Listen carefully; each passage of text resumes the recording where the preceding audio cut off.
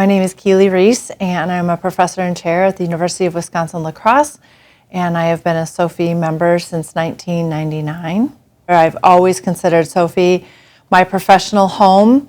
I have other professional homes as well with National Eta Sigma Gamma, and I've been a member and a faculty sponsor of two Eta Sigma Gamma chapters, one at the Southern Illinois University at Edwardsville, and currently for the last 21 years at the University of Wisconsin-La Crosse. I am just rolling off of my national service position with Eta Sigma Gamma as past president, and I'm really excited that Eta Sigma Gamma and SOFI work so well together and have overlap in their mission of providing a professional home. And Eta Sigma Gamma is an honorary and a professional association for students. And then when students graduate, it's just a natural connection for them to be moving into joining SOFI. And so by having our meeting, our annual meeting and conference with SOFI, it just allows for a perfect marriage of the two, and for bringing many students to the SOFI conference. It allows us to bring in new energy and ideas and help students find their professional home. There's just a lot of opportunity to be involved, and that can look like subcommittees, that can look like putting your name in the hat for a board position or back in your state. I've also lived in states that had a state SOFI affiliate chapter, and so it's just a really great way to also bring back your service and your professional competencies on a local level, at a state level. The benefits of being a SOFI member outweigh anything, because you are around other people that are navigating the similar challenges that we face in public health, and that could be on an academic institution, that could be in our local county health departments, our state divisions of public health, our nonprofit agencies, all the way to our research government organizations as well. And every year coming back together to share those experiences. I think some of the best parts about SOFI are the outside the sessions and the networking that happens in between the 15 minutes that you have to get to your next session. And on top of it, the staff and the board that puts together an incredible program every year. What I love about SOFI, and I was a graduate student when I first came to SOFI, and I think my first conference was in Boston, I think in 1999. It's just the amount of networking for a new PhD that was looking for an academic home, and the ability for us to really find others to connect with and talk about research, talk about the types of institutions that you might want to work with. And so it's like a homecoming every year to come to SOFI conference and just see your colleagues and really dear friends that you've had for over, some of us, 20, 30, 40, 50 years, depending on where you are in your journey. And I love seeing all the new fresh faces coming in as well.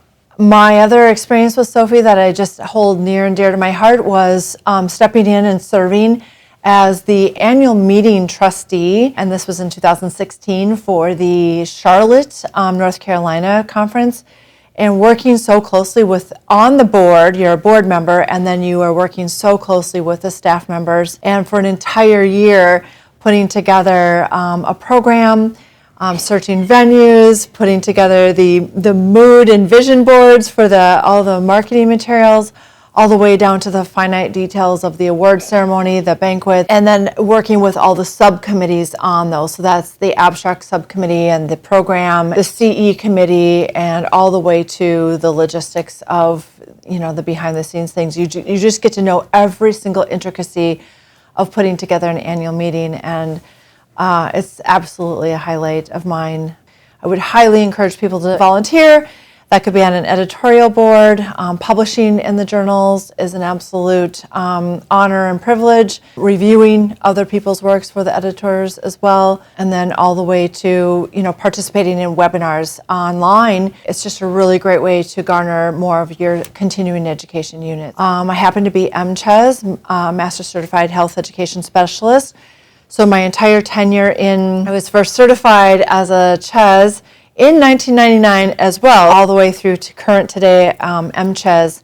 And SOFI is definitely the place where I would say that I garner the most of my continuing education units throughout the year, whether that's reading journals, attending webinars, or attending the conference. There's something really nice about the intimacy of the size of this conference that allows people to feel really engaged. It allows, I think, graduate students and undergraduate students the chance to really step in and walk up to maybe a leader in the field and have a conversation with them, whereas maybe at a bigger conference they would feel very removed. And I love that aspect of Sophie, is that there's a lot of roundtables and networking opportunities where your undergraduate students are sitting right next to one of the key leaders in our profession that have written their textbooks or have, conducted the hundreds of studies on a topic that they're interested in. So I think that's one of the main things I love about coming back, is just that size and the ability to really deeply connect with your colleagues and peers. From coming in as a student and being so welcomed and so well mentored, I think I have just made sure to always carry that on for the next group coming in.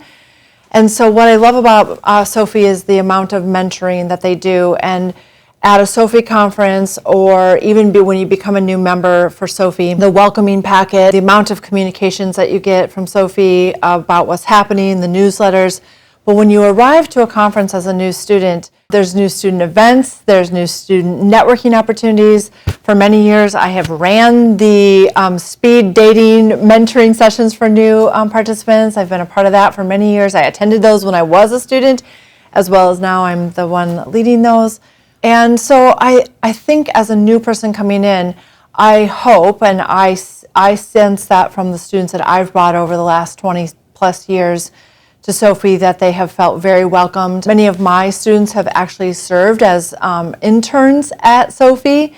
And so for them to come to a conference and then apply for a Sophie internship and then spend their time in Washington, D.C. as a full-time intern has been an incredible opportunity for many of our candidates.